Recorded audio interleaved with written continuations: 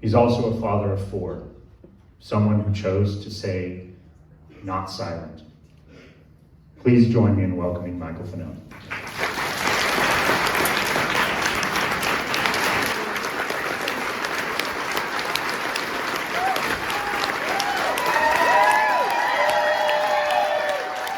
And the one thing that I absolutely love about Michael Fanone, outside of what his service has done for this country, but him as a person, is he tells it like it is. And that's what we need. And so as we start this day, one of the things that I think is important is to set the tone for what happened that day.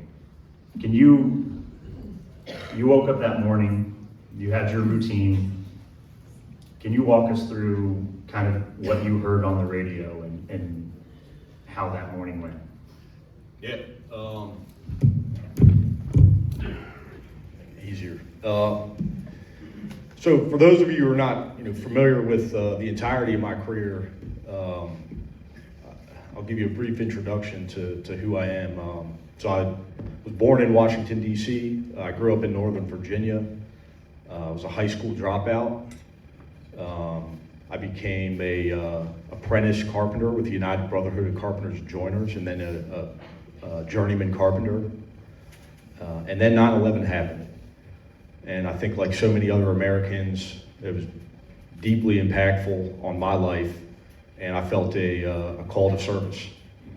I chose a career of law enforcement, and I began my career in 2001 with the United States Capitol Police. I really loved the job, didn't really like the department. So after 1 year, I left U.S. Capitol Police and joined the traditional law enforcement agency in Washington, D.C., which is the D.C. Metropolitan Police Department. And that's where I worked for the next 19 some odd years. I spent the vast majority of my career working in federal task force that focused on violent criminals, narcotics trafficking, and illegal firearms. So I saw a few things before my January 6th experience. But that day began just like every other day. At that time, I was living with my mom, which, I'm not gonna lie to you, I made some pretty bad financial decisions throughout the course of my life that resulted in me at the ripe old age of 40 returning home, but that's where I was at. And my mom and I had like a morning routine. We'd share a cup of coffee and talk about whatever. It was mid-morning or late morning that I started getting phone calls from, namely my partner who you saw in the video, the ugly redheaded guy, Jimmy, who was also getting phone calls from colleagues at work, and they were talking about this rally that was taking place, the Stop the Steal rally. And listen, as somebody who was working narcotics at the time, that was the furthest thing from my mind. None of us were thinking about that rally. But what was unique was the fact that there were individuals in the crowd that were armed, that had firearms. And this was being reported over the radio, and there were individuals who were already at work that day who were reaching out. And so that was concerning, but again, not my area of responsibility. Around 12:30, I think was when the first reports came in that a large group, approximately 15,000 participants in that rally, which was taking place, if you're familiar with Washington, D.C., it was in the Ellipse, which is that big open park just south of the White House. Well, the White House is located between 15th and 16th Street in Washington, D.C. The U.S. Capitol is between 1st and 3rd. We're talking about, my math is bad, but more than a dozen city blocks. And this group started marching to the Capitol. So I decided I was going to head into work. And it was shortly after 1 p.m. that the first perimeter was breached on the west side of the Capitol. And that's when I started hearing radio calls coming in that officers were being assaulted. And that's when I made the decision that I was going to do something I hadn't done in the better part of a decade, and that was put on a uniform. And I self-deployed to the Capitol along with my partner, Jimmy Albright. You know, every time I get introduced, and people describe me as a defender of democracy from January 6th. And I am engaged, obviously, in that fight for our democracy. But on January 6th, I was just a cop. And I was a cop that was responding to the Capitol, not because of what was happening that day in the certification of the election, not because of, you know, the politicians that were inside. I went there to back up my fellow officers. I heard they were in distress, and that's what you do when you're a cop. You drop everything and you go help. When I got to the Capitol, I, again, self-deployed, wasn't part of any coordinated response. So I was really just kind of wandering around trying to figure out where I could be useful. And that's when we heard a distress call come out from the Lower West Terrace Tunnel. The Lower West Terrace Tunnel is significant in that it's the tunnel that the president-elect walks out onto the inaugural stage to take the oath of office. Other than that, it's a pretty insignificant place in the Capitol.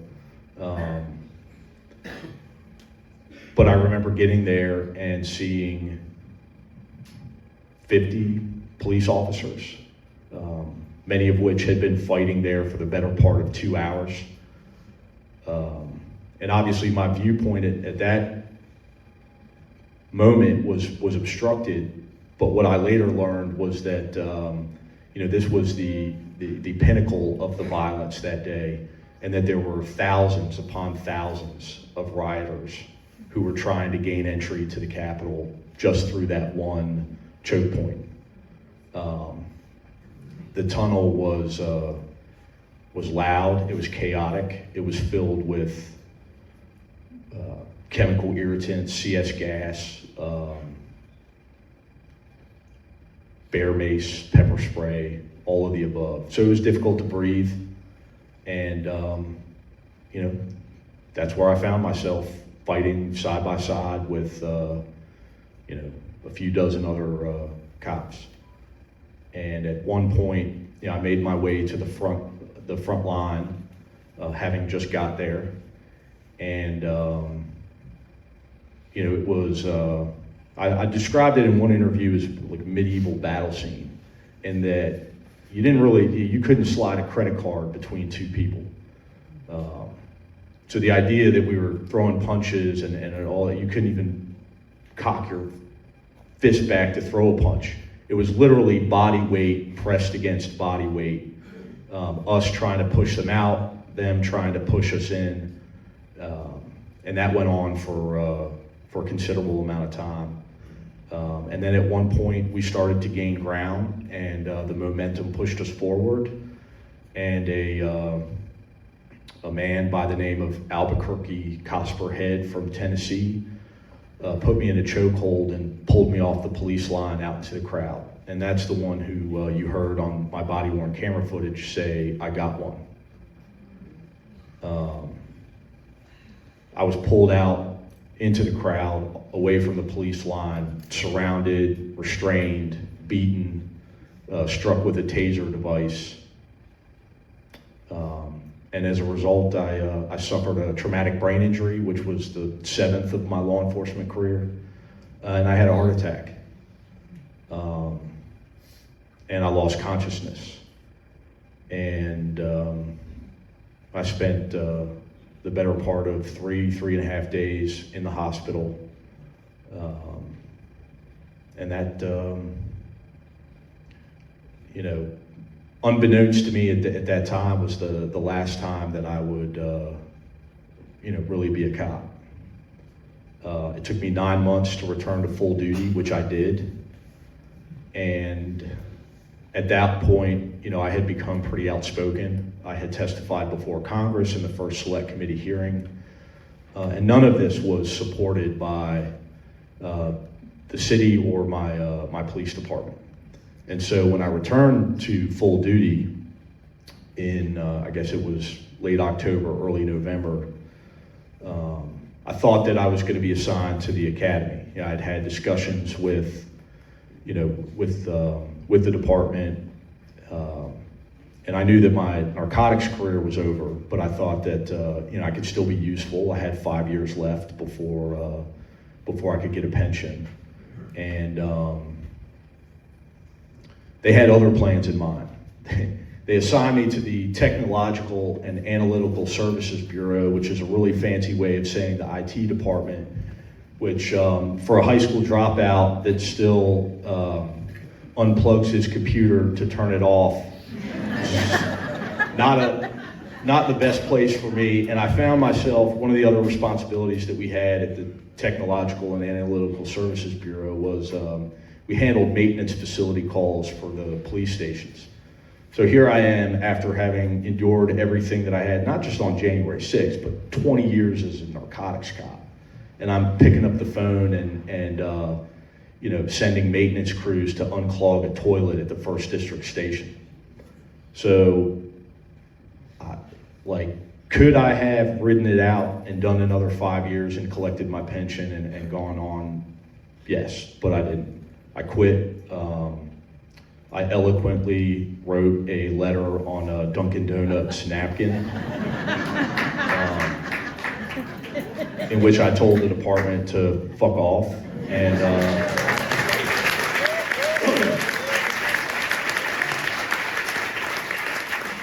I slid my badge and my gun across the desk, and that was the last time that I stepped foot inside of a police facility in Washington, D.C.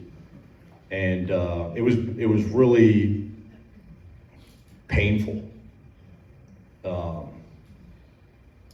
mean, if you're in that profession, you know that it becomes like your entire life.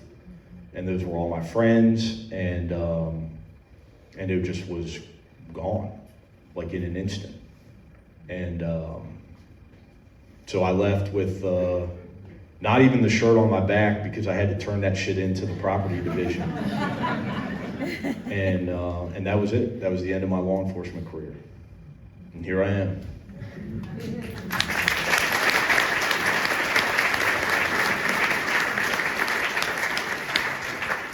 So one of the issues that we deal with, and I say we, knowing it's fully you, we just saw video proof of what happened that day, and people are going to leave today and encounter individuals across this city that are going to say, it was just a peaceful protest.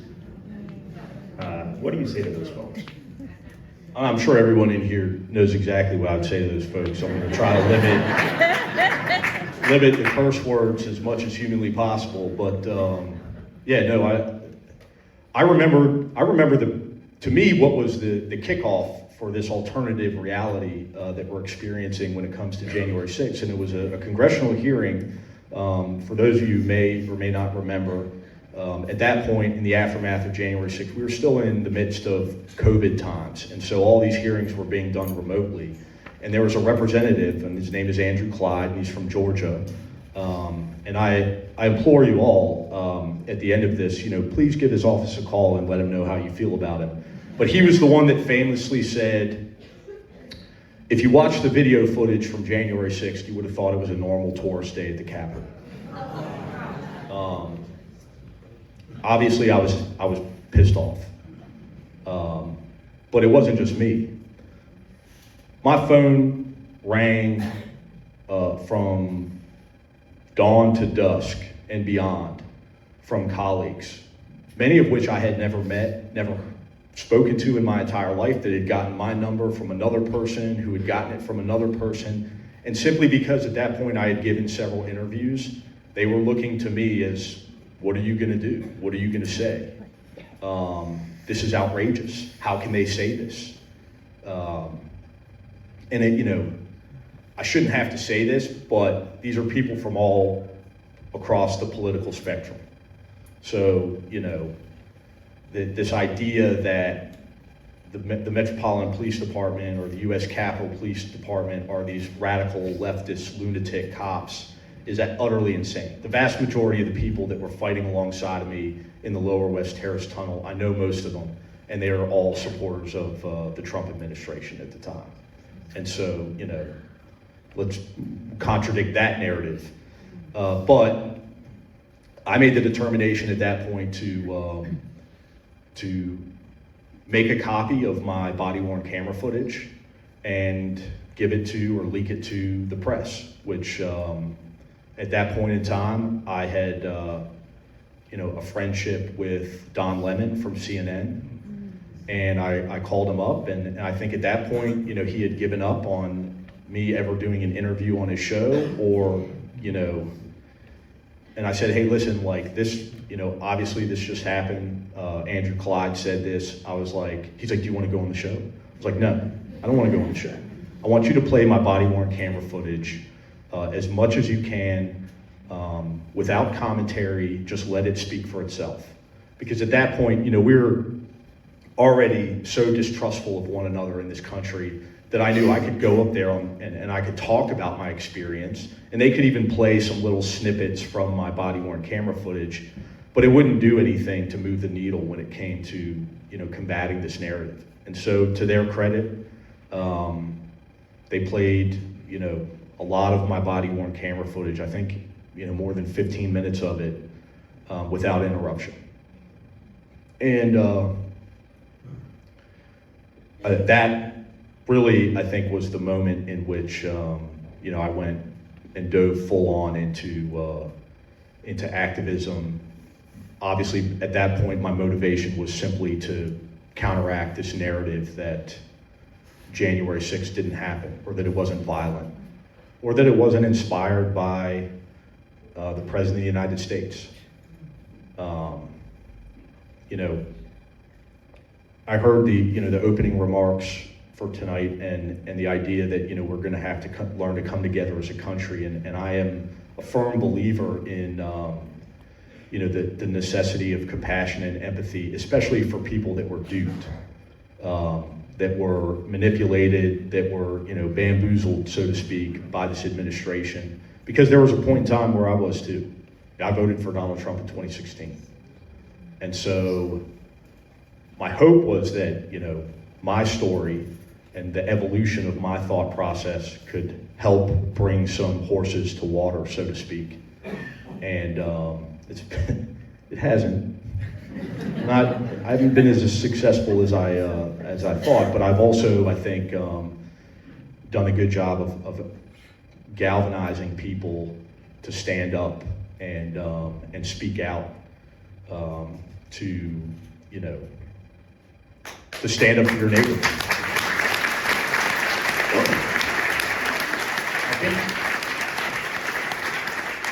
I think one thing that's important, you talk about in your book, when you got out of the hospital, you didn't just stop. You pushed congressional leaders, you pushed our politicians, you had meetings with them, fighting continuously. Can you talk about those responses and the communications from those politicians? Yeah, I mean, when we talk about the evolution of my motivations for being outspoken, the origin is I wanted acknowledgement for my fellow officers. The things that I saw in the Lower West Terrace Tunnel on January 6, 2021 were some of the most selfless and courageous acts that I had experienced in my entire career as a police officer. There was a understanding that there was little to no likelihood that we were going to survive. I think we all anticipated eventually being overrun and trampled to death, as some were in the tunnel. And so the idea that these people would voluntarily stay and you know, continue to fight despite overwhelming numbers and a slim chance of getting out of there, unharmed or alive. And so I wanted acknowledgement. This was a major event. I mean, 15,000 people stormed the Capitol. They beat the shit out of cops. They terrorized the occupants of that building. It's not just members of Congress that were in there, staff members, reporters, some people who I've spoken to who have never stepped foot back in the Capitol ever again. A lot of them who, were really smart people, really empathetic people, good people, the people that we want involved in our government, left that career path altogether. Journalists, young journalists that were starting their careers on the Capitol Hill beat, that chose a completely different career path because they were so horrified by that experience. And then obviously the aftermath and the misinformation and the disinformation and the politicizing of that day.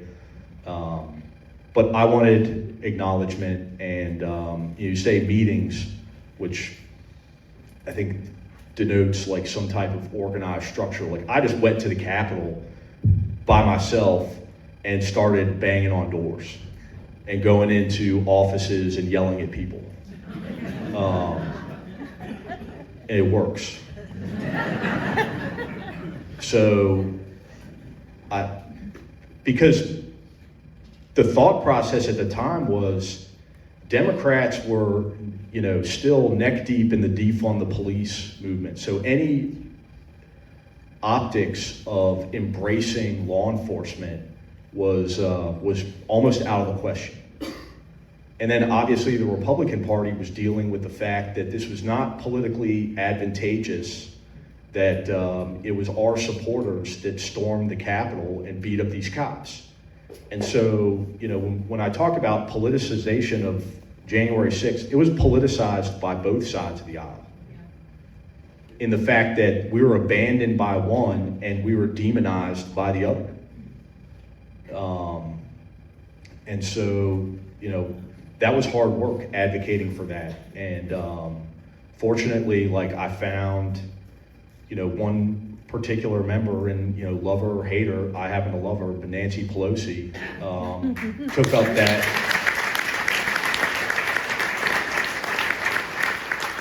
And drafted legislation to award the members of the Metropolitan Police Department and U.S. Capitol Police the Congressional Medal of Honor.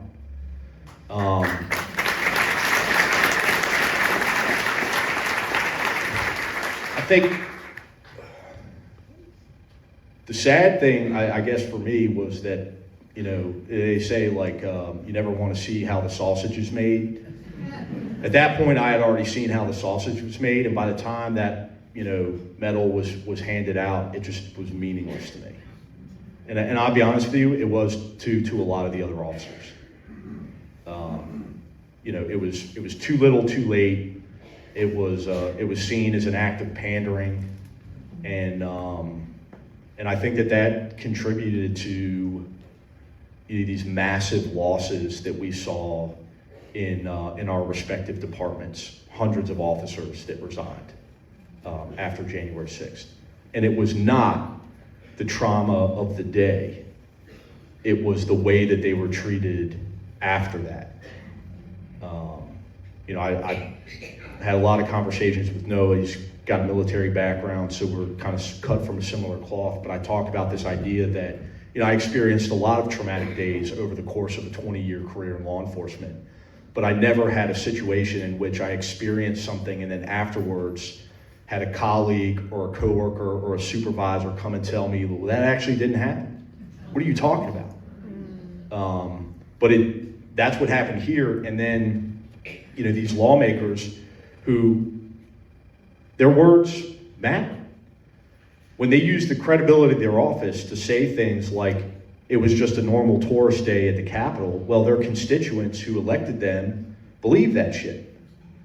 And so, you can imagine what it's been like for me to travel the country and talk about January 6th and encounter people all the time who are like, you're a liar. You're a plant. It was staged. And yeah, as does every other officer. And as we move forward in time from January 6th to where we are now, can you talk about the need for good officers, for good training, for good community relations, from your perspective? yeah. I mean, we can go all the way back to like 2015, 2016, when this country was experiencing a level of attention on polarizing incidents involving communities of color and law enforcement agencies. And, you know, obviously there were a lot of conversations that were being had within the police department about these different interactions. And there was a lot of demonization of law enforcement as a whole at the national level, you know, whether it was in the media, whether it was in our politics, which I found to be very unproductive. I saw it as an opportunity. Like, we can have a conversation, a transparent, productive conversation about why these incidents are happening. Because to me, I mean, there are certainly many unexcusable incidents or events in which the officer's conduct was just completely outrageous and goes outside of anything that you could describe as law enforcement actions. But at that time, I was also, I had a part-time job or another job in which I was working for a private training facility. And so I came to have a completely different perspective on a lot of these events. And many of them I saw as a lack of training. Because we used to say in the training, you know, we had a mantra, and the mantra was, you know, quality training breeds proficiency in weapons and tactics. And officers who are proficient in those things are confident, and confident officers use less force. And so the whole idea of defunding the police, or even, you know, taking away from their limited budgets, which anyone will tell you that actually understands those numbers, that police departments, like I'll give you an example. The Metropolitan Police Department has a budget of, I don't know, it's like $290 million a year. And that might sound like an incredibly exorbitant number, and it is. But when you find out what that money goes to, then you realize that it's actually not a lot. The vast majority, I think 90% or 93% of our department's budget goes to paying salaries and retirements. So when you factor in the fact that, you know, you've got decades of officers collecting pensions, and all of that money goes to paying that, we're left over with a very small budget that's supposed to cover everything. I mean, there was a time when I was a cop that if your car got a flat tire and you wanted to drive a car the next day, you went and bought your own tire, because the department didn't have the resources. Or we had tires that had like 50 patches in them. I mean, and that was a reality of inner city policing. And so I saw it as a training deficiency, but obviously it was a huge opportunity missed in this country to engage in a productive conversation about policing and police reform. Yeah, that was a huge missed opportunity. Can you talk about ICE? Yes. So first, it's ICE and it's Customs and Border Patrol. They're agencies that fall under Homeland Security, which is the agency that was created post 9/11 to kind of encompass all of these different agencies. I remember when, before ICE was ICE, it was INS. And so, listen, you have a couple of different things that are going on. One, you have an agency, Customs and Border Patrol, whose mission is really closer to a military mission in the way that they protect the borders, and not a law enforcement mission. And I say that is because it should be common sense, especially to, you know, our politicians and our law enforcement, leadership in this country, that not all law enforcement jobs are interchangeable. Not even all law enforcement jobs within the same agency are interchangeable. You know, going from being a juvenile sex crimes detective to being a narcotics detective to being a patrol officer are incredibly unique positions that require unique skill sets. And so this idea that you could just pull essentially a paramilitary agency off the border and then deploy them on American streets and think that they are going to treat people with the respect, civility, and kindness, and also adhere to the Constitution is absolutely insane to me. And it should have been to people like Stephen Miller and Kristi Noem.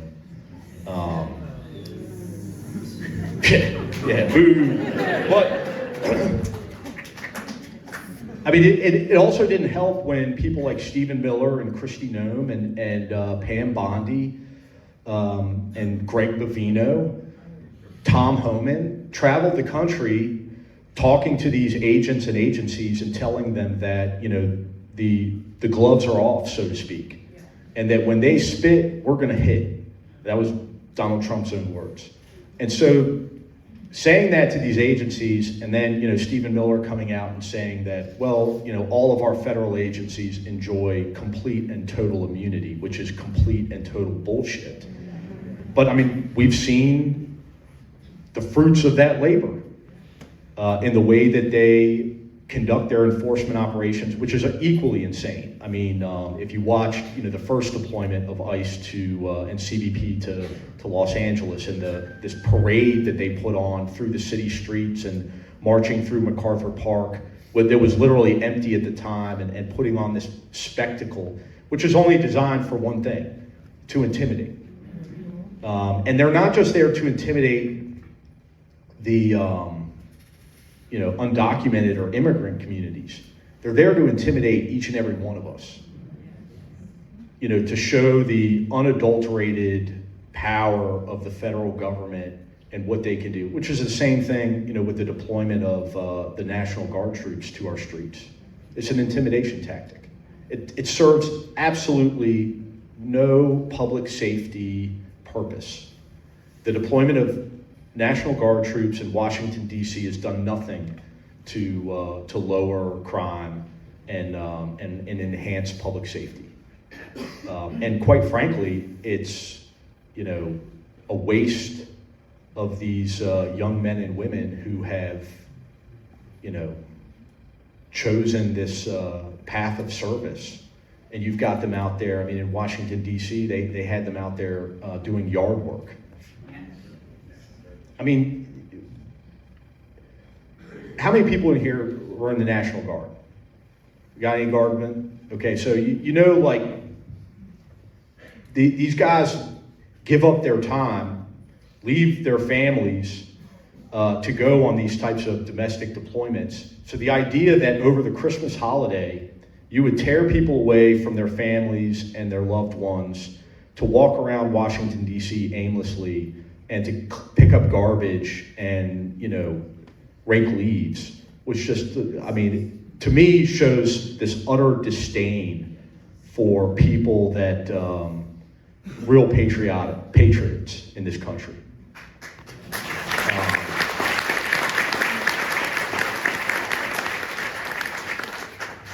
So you talk about, and I agree with you, it's an intimidation. They've also added that there's potential that ICE or CBP will be at polling stations ahead of this midterm. When we talk about intimidation tactics, can you talk about the road towards this midterm given the lay of the land? Yeah, I mean, people often ask me, like, what can we do? What can we do? Like, we're already doing it.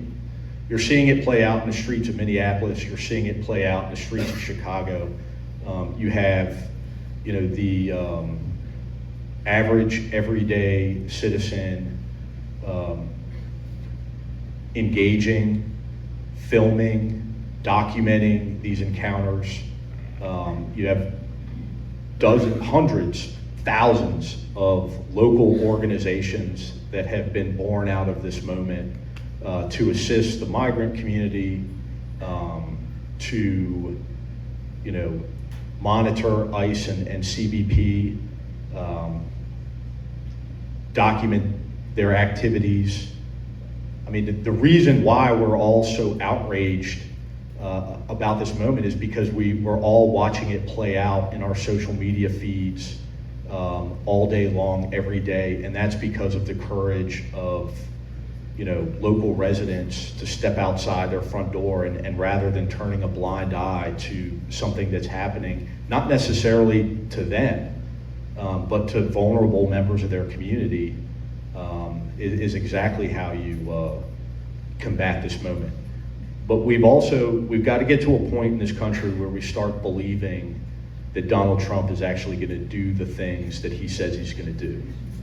And there's a pattern here. It starts in the fringe areas of his party with people like Steve Bannon. And Steve Bannon will travel around and he'll say something on a podcast like, we're going to use ICE and CBP to surround polling places to make sure that we have free and fair elections. And we've already seen the corruption of the Department of Justice and the weaponization of law enforcement agencies against the American people. And I would, a perfect example of that was, in Georgia, where, Donald Trump famously called the governor and said, I need you to find me however many votes. Well, the FBI just executed a search warrant at one of their polling stations and seized all of the ballots from the 2020 election. And then we later learned from the judge in that case that the warrant that allowed for that search and seizure was based on lies. That's not me saying that, that's the judge's own words. And so he's put a halt to then the administration's ability to actually look at all of that data. But I mean, who the hell knows if they're going to adhere to that? If they're willing to lie in a sworn affidavit, then I don't think there's any there's no stopping them when it comes to any other legal parameters. But I think what we need to do is prepare for this, prepare for the worst. If they're going to make voting that much more difficult, then we need to come up with a way to make sure that we can get people registered, to get them the documents that they need. If they're going to take away the ability for you to go to the library to get a passport, well then, find other examples. And then on top of that, when you're engaging in that, document it, videotape it. Make a video of you going and look at how hard it is now for us to get registered to vote. Look at how hard it is for us to go vote. Look at all the hoops and hurdles that this administration is putting in front of us to accomplish literally like the most fundamental principle or fundamental right as an American, which is the choice, the ability to choose our leadership and to choose the path forward for us as a nation.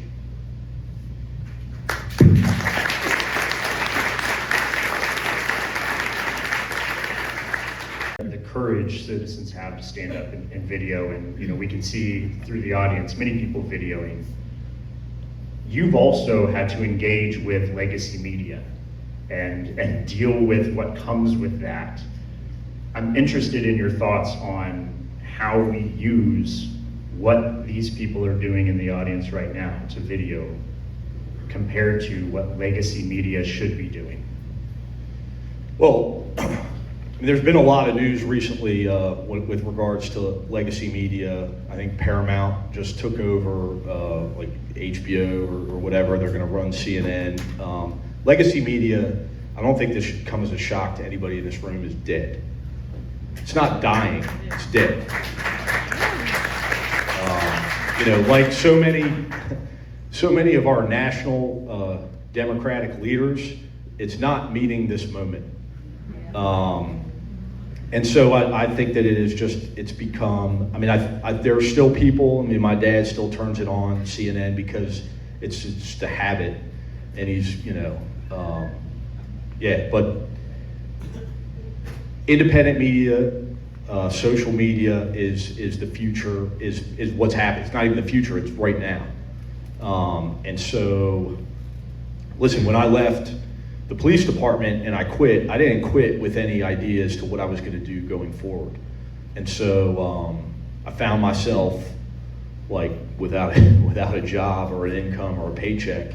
And so I called up my friend at that point, Don Lemon, and was like, hey, you think you could give me a job at CNN? And he was like, yeah. And I got a job at CNN as a law enforcement analyst. And I'll tell you why I wanted that job. Because at that point, I didn't see January 6th as being an issue that was going to continue on. And I was ready at that point, honestly, to move on from that issue. And so I thought that given my experience in law enforcement, that I could be a part of the national conversation, which was so ill represented in legacy media when it came to the rank and file officer's perspective. If we're gonna have this national conversation about policing and police reform, like who better to do it than me? At least that's what I thought in my mind, because I'm not beholden to anyone.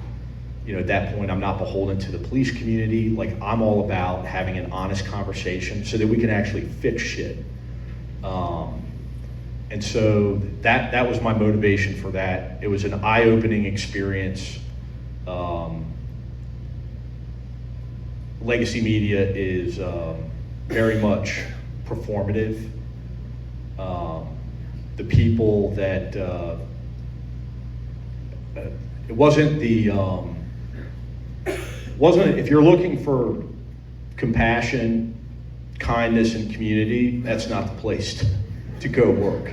It was such a toxic environment. It made me feel awful. I was treated like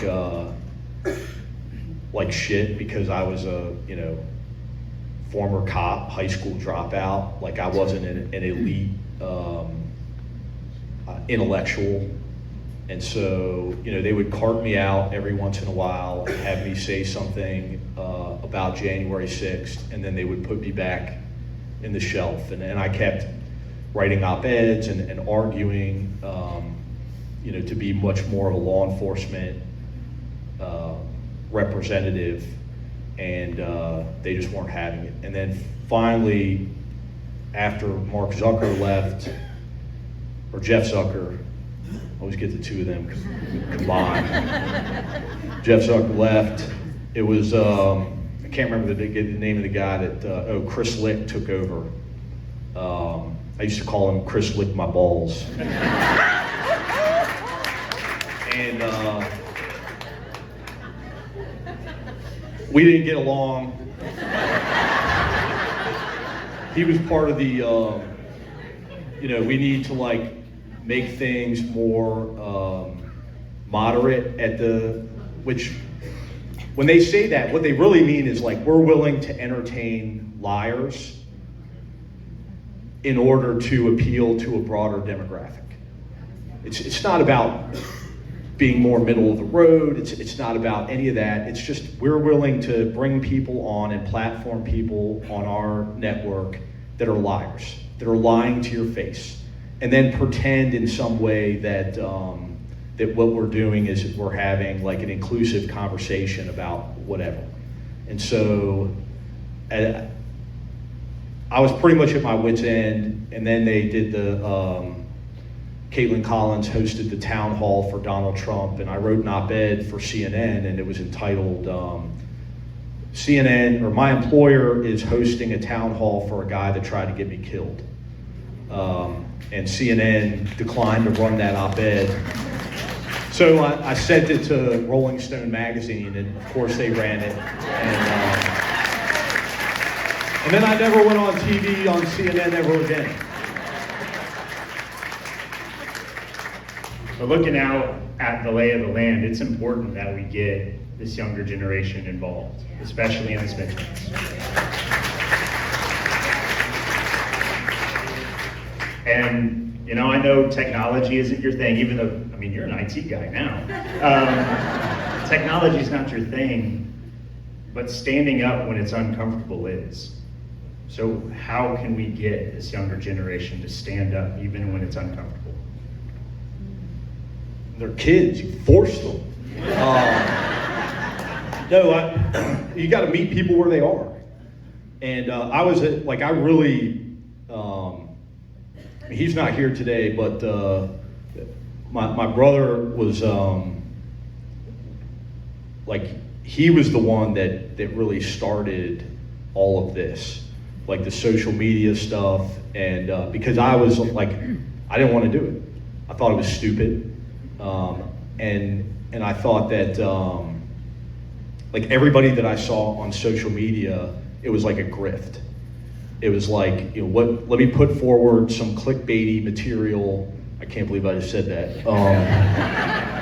And so I could generate subscribers and likes, and then I can monetize my, you know, my efforts and make money off of it. And that's why you see, like, Dave Chappelle once said that he could never be a social media guy because social media people are negative. Because the fact of the matter is the algorithms that run social media support negative content. Negative content is what garners engagement and attention, and I didn't want to be a part of that. And so when I did this, I said, well, if we're going to do it, like, we're just going to put forward, like, content that, like, I'm never going to address a story or talk about something because it's like anything other than something that's just important to me at that moment or important in that moment. And I think that, like, you can use those tools for good, so to speak. You know, sometimes I'll do a video and it gets a ton of engagement. Sometimes I'll do a video that's equally important that doesn't, but the reality is, regardless, I'm putting it out there and I'm, you know, trying to draw attention to certain stories. But you've got to use these tools that, you know, that kids or younger folks are engaging with to engage with them, in the hopes that, you know, maybe they will see something. And I'll give you a prime example of how it actually works.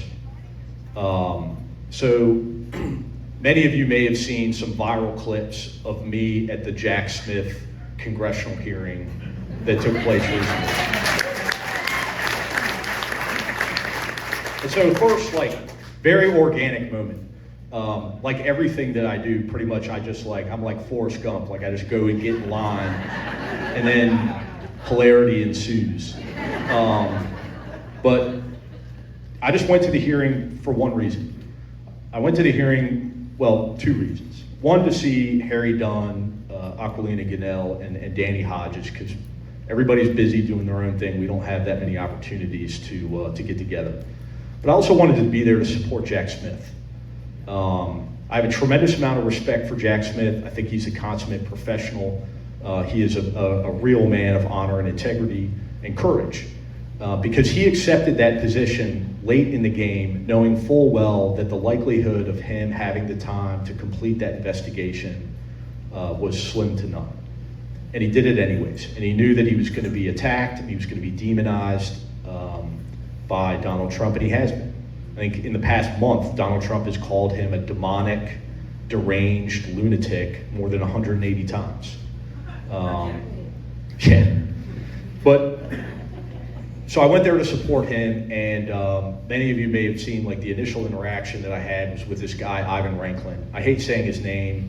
I don't want to give the guy any more attention than he deserves, which is none. But he's a right-wing provocateur. And he and I have a long history of him showing up and harassing me at different events where my family was present. And, you know, it's he's a sick person. He really is a sick person. And there was an exchange there where, you know, I told him to fuck himself, and that garnered a tremendous amount of attention. And then obviously I had the exchange with Troy Nehls. For those of you who watched the hearing, I heard C-SPAN's ratings were through the roof that day. Troy Nehls, who is a member of Congress, I believe from Texas, But if you know the backstory of Troy Nels, he was a sheriff's deputy, and he was fired from his department for mishandling evidence. So he's a corrupt cop. And on top of that, he used stolen valor to get himself elected, claiming that he was a combat veteran when he was not. But this is the typical politician. And here he was deviating from questioning Jack Smith, who was the witness there that day, and deciding that he was going to take time to address four police officers, former police officers, and tell them that, in fact, Donald Trump was not responsible for January 6th, but it was essentially our, as law enforcement's, incompetence that resulted in January 6th. So obviously, that resulted in the cough heard around the world, in which I said, coughed, go fuck yourself. And then, we locked eyes for a moment, and he told me that I needed to be medicated or on medication, and I gave him the finger. But what I'm getting at is these viral moments drew a tremendous amount of attention to the Jack Smith hearing, which, listen, what he had to say was tremendously important, and I'll paraphrase or summarize. Essentially, it was that as a result of the DOJ's investigation, he believed that they had, in fact, proof beyond a reasonable doubt that Donald Trump engaged in fraud against the American people, and then that fraud resulted in the violence that we saw on January 6th, and that he was prepared to make that case in court. And he said that under oath. And so Americans needed to hear that.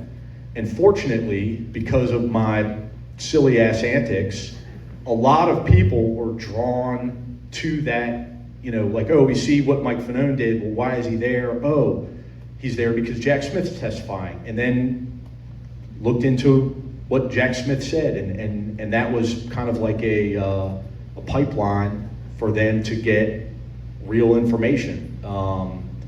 And so, if I get to tell people to fuck themselves and give them the middle finger, and that makes us a better planet, then I do what I gotta do.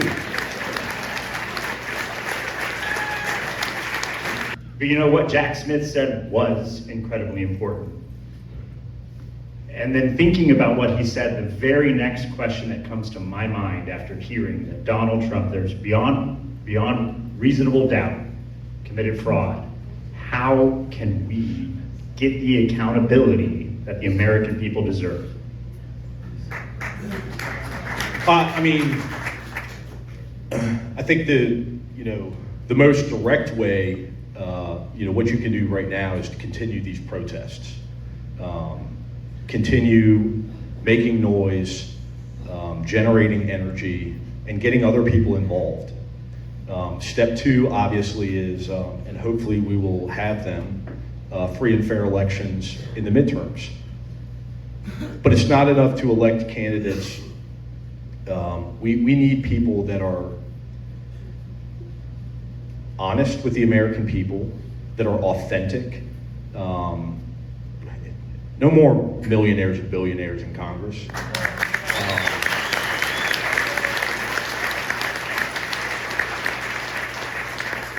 But I was having a conversation earlier today, and a big part of that is if we don't want any more millionaires and billionaires in Congress, we've got to step up. And I know that times are tough and pocketbooks are tight, but we've got to donate that $5 and that $10 or that $15 to the candidates that really truly represent us. Because if we want someone that is like us, then they probably don't have the money to run their own campaign either.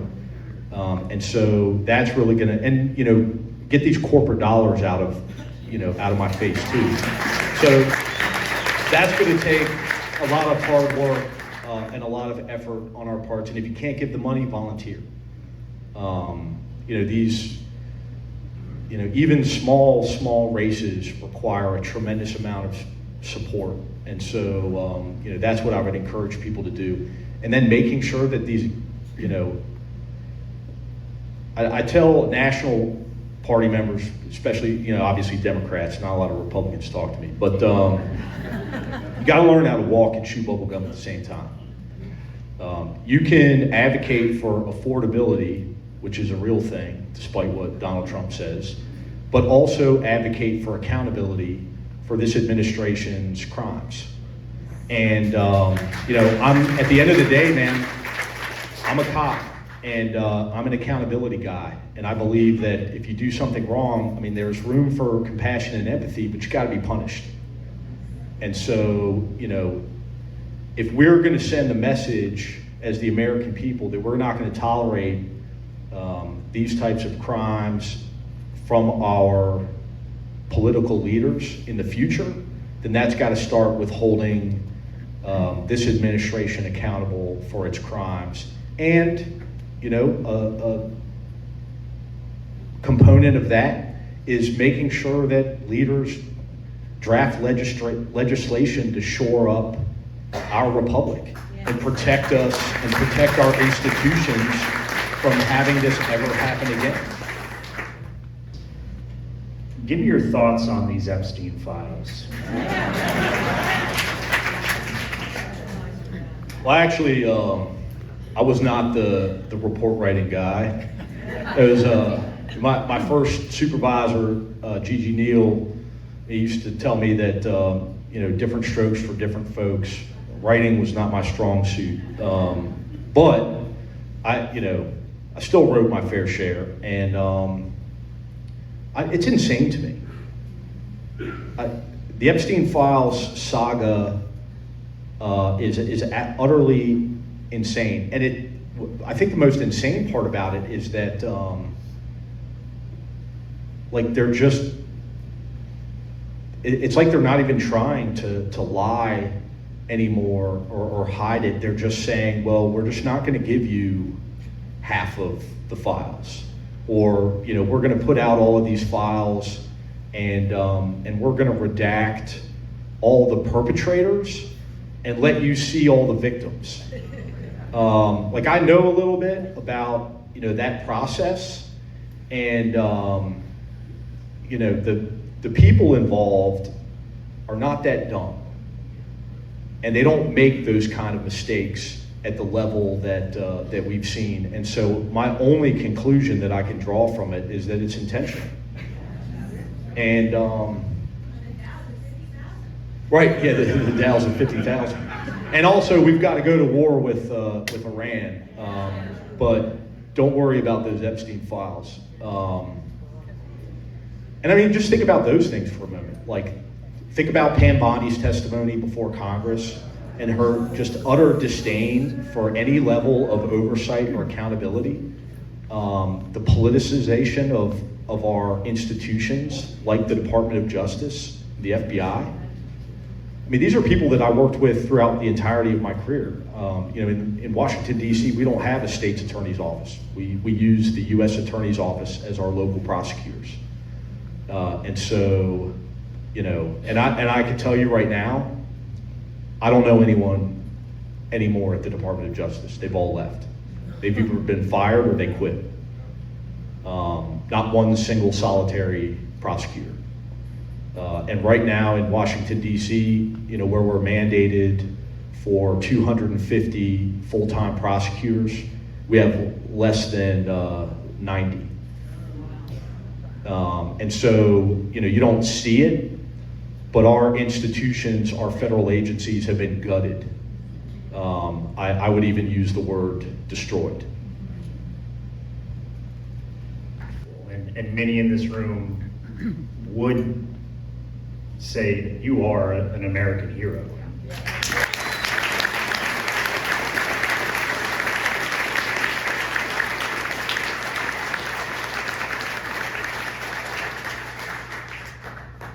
But you're so much more than just that one day. And you're so much more than just that fight. You're a father. You're a son. Can you explain how your family has dealt with this? Because it's one thing for you to stand up and fight, and it's another thing for that fight to spill over to the ones you love.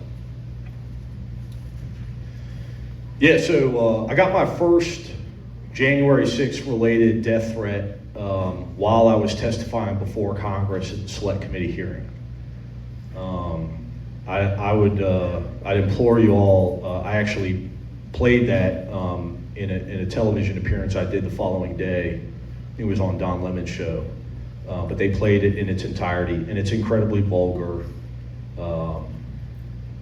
And I wish that I could say that it was the last time that I got one, but it's become such a routine part of my life.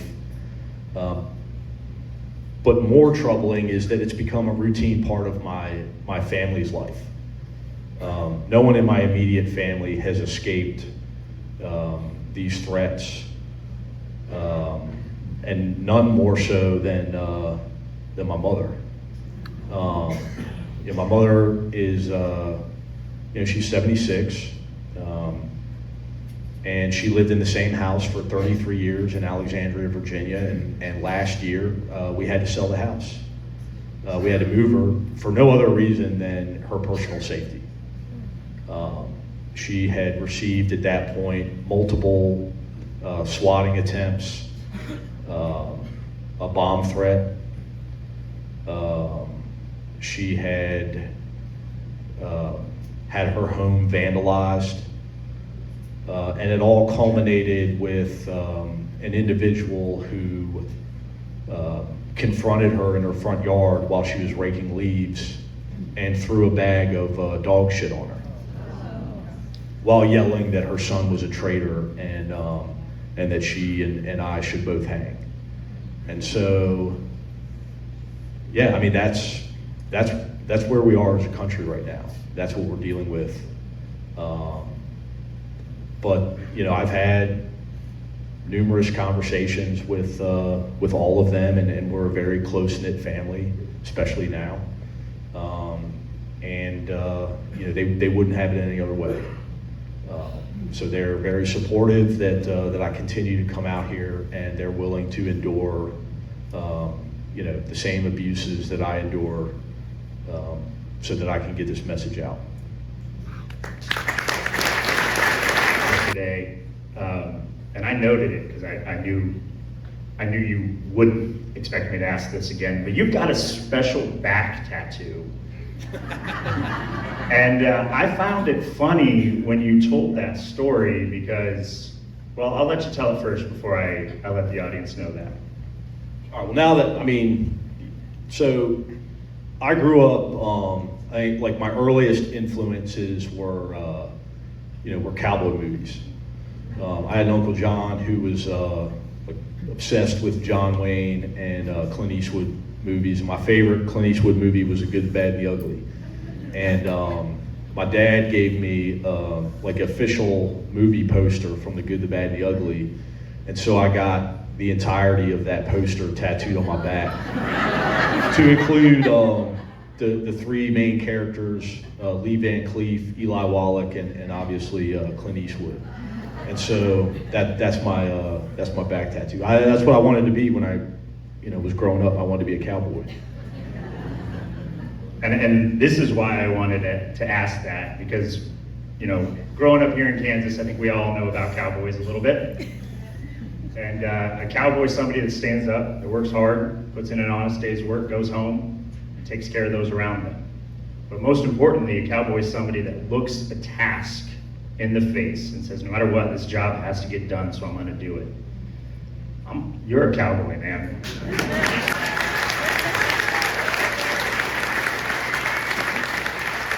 And we're actually getting a custom cowboy hat made for you, so I'm gonna be shipping that to you. Hell yeah.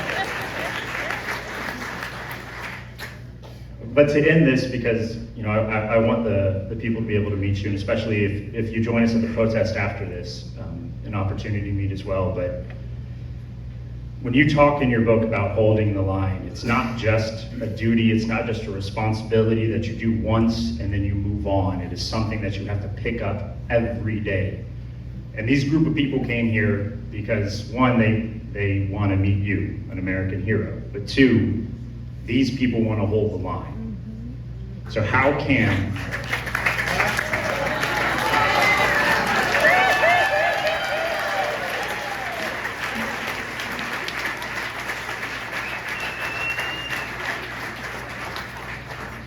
bona fide now. Yeah. But how can this group of concerned people support your message and continue to hold the line? Well, I think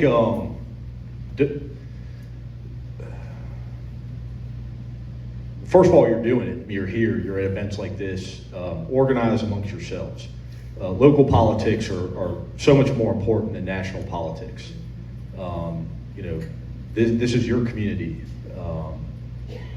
Like you have the opportunity to make it what you want. And so my suggestion would be, organize, form groups of like-minded people that are passionate about the issues that you are interested in and push forward, because there's a lot of issues that are under attack. There's a lot of rights that are under attack. There are a lot of groups of people who are under attack in this administration. And so we have to be able to focus on a lot of things all at once.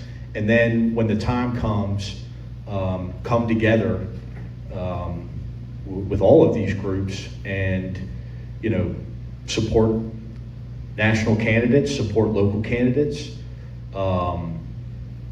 protest, I want to just thank you so much for what you're saying. And earlier today, I passed out cards from the Art of Justice, which tells about all of the protests, all of the people in Kansas that are doing exactly what you're telling us to do. And we are organizing, and you would just not even believe, I mean, people all over Kansas, Western Kansas, everywhere. And so I just wanted to thank you for affirming what we're doing here, because it's really important. And I just want to say that in Lawrence, there's a regular protest every Sunday at 9th and Mass downtown. And also the kids are coming out. Our high school kids have been coming out. The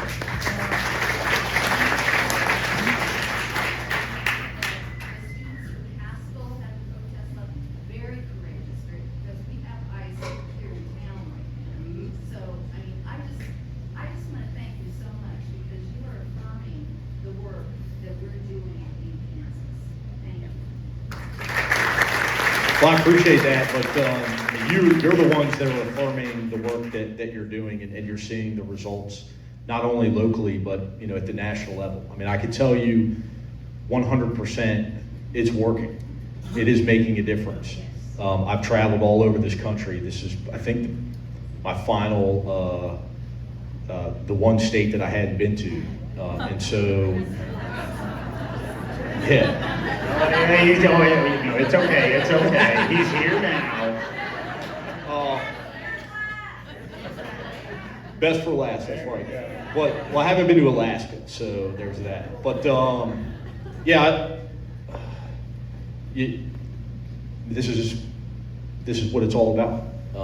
And then I tell people all the time, like, look at No Kings 1, and then just a short time later, No Kings 2, 7 million plus, not only Americans, but worldwide. And I do a lot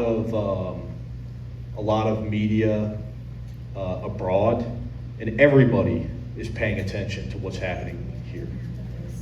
They say this all the time. You hear it, from politicians, from leaders, that we are the beacon of democracy in the world. We are. And what's happening right now in this country is scaring the living shit out of every other country in the world. Who serve this country, I just want to say thank you for your service. There we go. And on Thursday night, when we first met Mr. Fanone at a Chicken and Pickle in Wichita, I said that there's one thing that Kansas stands above the rest, and it's Kansas hospitality. So if you guys could help me, because this is the last chance I get, can you give Mr. Fanone one last thank you?